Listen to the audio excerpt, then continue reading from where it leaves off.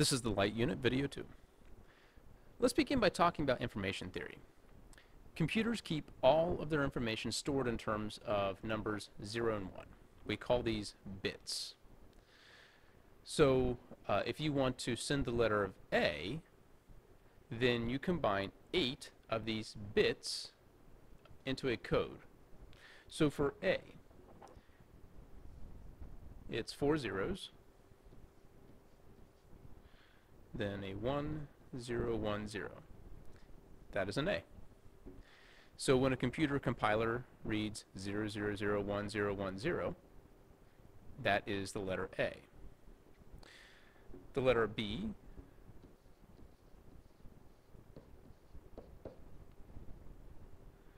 is 0, 0, 0, 4 zeros, 1, 0, 1, 1.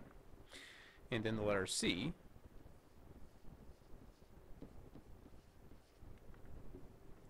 is that. So as you think about the last paper you wrote, how many A's and B's and Z's, and think about all the different letters that went into all the words, into all the sentences. There's a specific bit for a period. There's a specific bit for a question mark. Just making this video, think about all of the bits of information that's being stored. So each letter is a bit. The collection of 8 letters, I believe, is a byte, or it might be actually it might be 16 bits. It's been a while since I've taken a computer science course. But when we think about gigabytes, let's say you have a flash drive that can store 8 gigabytes of information. I'm pretty sure that a byte is two of these bits put together. You can start to think about how many different letters, how many different things can be stored on that, and it's quite a lot. But each number, a 1 and a 0, is a bit. So modern communications is going to work in the same way. If you want to send a telephone conversation across the US, the electronics first encodes what you say into long strings of 1s and 0s, and then it sends these. One way to use light for this purpose is to turn the light on for the number 1 and to turn it off for the number 0. The way we kind of do it with electronics is with positive and negative voltages. So let's say a voltage of positive 5 volts is the number 1, and then 0 volts is the number 0. So by alternating between positive 5 and 0, we get our 1s and 0s. Or maybe positive 5 and negative 5. So that's where alternating current AC kind of comes into processing a signal. So light is a little easier to understand. When the light's on, it's a 1. When it's off, it's 0. Now the number of bits that you can send every second is called a bud, or a bud rate.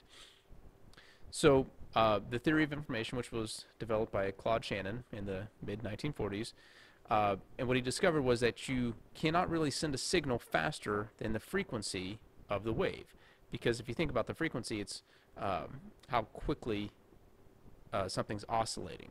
So let's go back to electricity. If it's oscillating between positive and negative 5, well, the fastest that you can send information is the quickest that it can oscillate back and forth between those two values.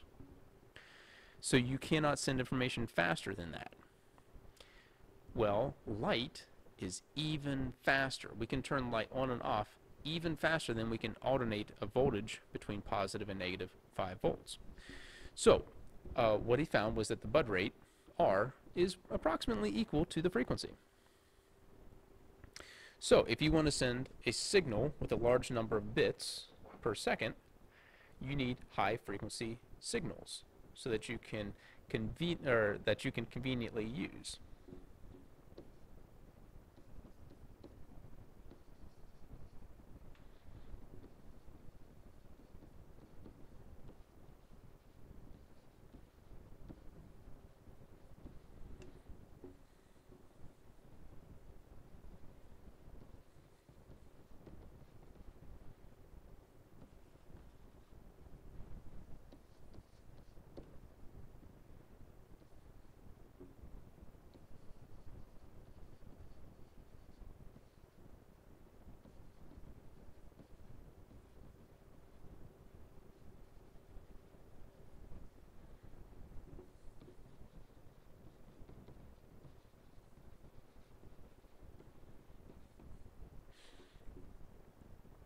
All right, so to give you some examples, a phone line.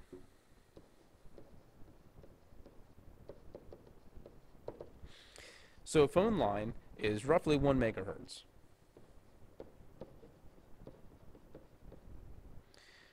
which is 1 times 10 to the 6th hertz. So back in my day, the internet was through the phone line. So 1 million hertz was about the fastest that you could send information. If we're talking about TV or radio,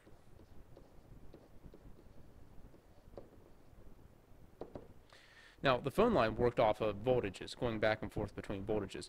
TV and radio use microwaves, so that's right around 1 gigahertz. So 1 times 10 to the 9th hertz. 1 billion bits per second. That's much, much, much faster that you can send those signals. But when we take a look at light, I don't even have a metric prefix. Not even 1, it's up to 6.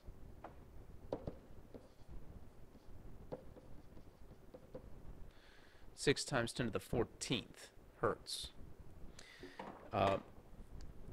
So, when I was younger, we used phone lines to carry information, and it was slow, and it was horrible. I mean, you could not watch a YouTube video over a phone line. You could not really stream any kind of, you wouldn't even be able to stream a podcast.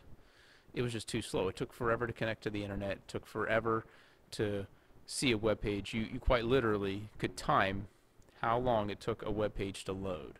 And that's just a web page.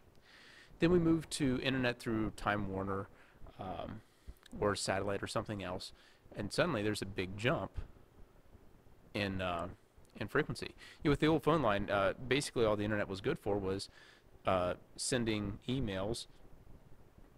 Maybe a small Word document would get through, and then some instant messaging. But once you get to the Time Warner or the cable-based internet, all of a sudden now you can send video, you can stream video. It's so much faster. But if we go to using light, the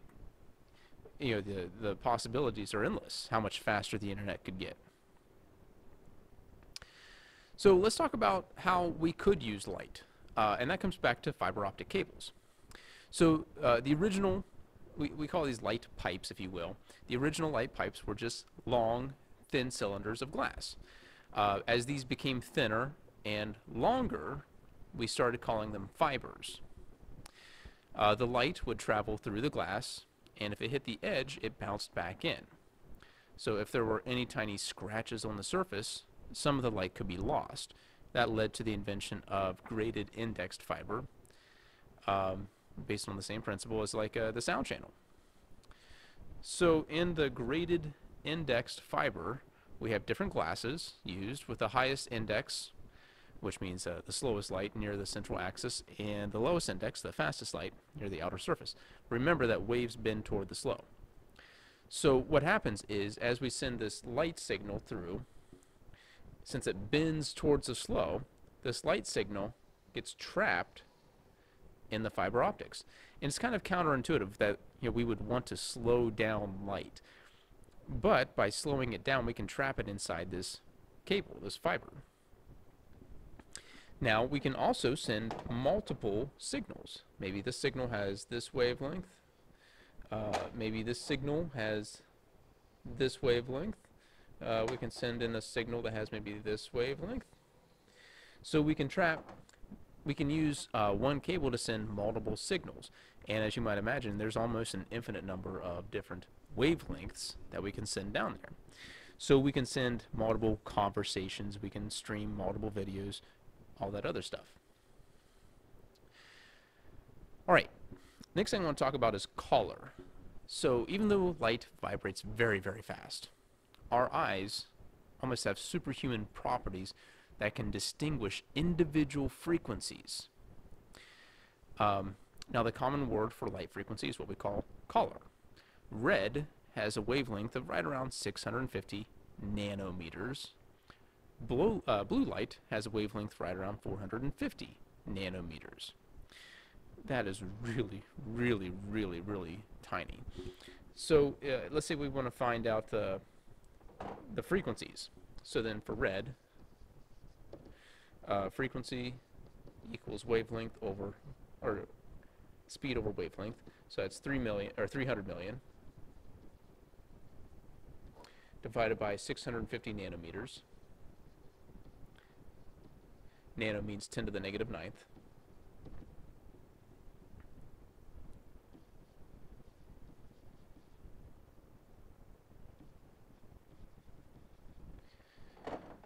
For blue,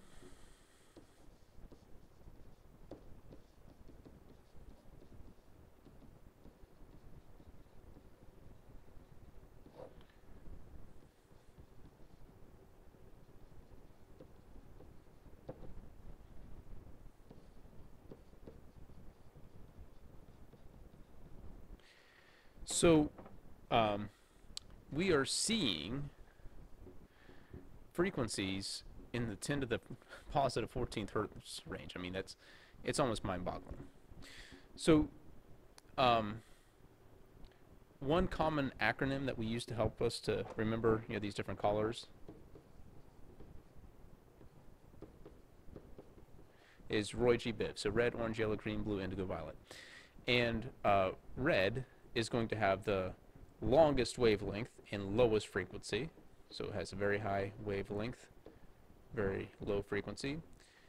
Blues, indigos, violets are going to have a very, very small wavelength and higher frequency.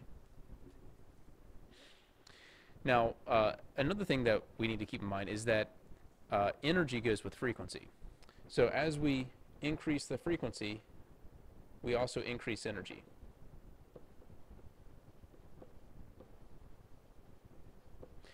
So blue light has more energy than red light. So here's a quick little graphic for energy in different colors. So we can see wavelengths between 400 and 700 nanometers. So that's going from red down to blue, or blue up to red, whatever you want to say.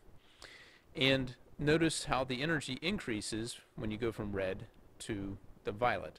So at red we got around 170 kilojoules per mole, and for violet we got about 300 kilojoules per mole. White light is a mixture of all of these colors. So when they arrive into our eye, because we have all of these colors hitting our eye at the same time, the brain cells, or the brain will call that color white. So white light does not consist of a single frequency. White light is a mixture of light at different frequencies. Now rainbows are a good example for helping us understand why white light is made up of the different colors. When sunlight, which is white light, passes through raindrops, we get the process of bending, which we call refraction. Remember, waves bend towards the slow, and the amount that a wave bends or refracts depends on its frequency. So when sunlight enters a raindrop, the water will refract or bend each color at a different angle, and that separates the white light into its different frequencies. This process is called diffusion also.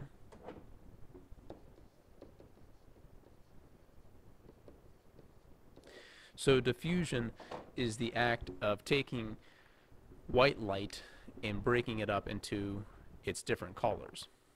So white lights, or raindrops, are not the only things that can do this. Prisms do this as well. All right, we'll finish up here, and in the next video we will talk about color sensors and the human eye.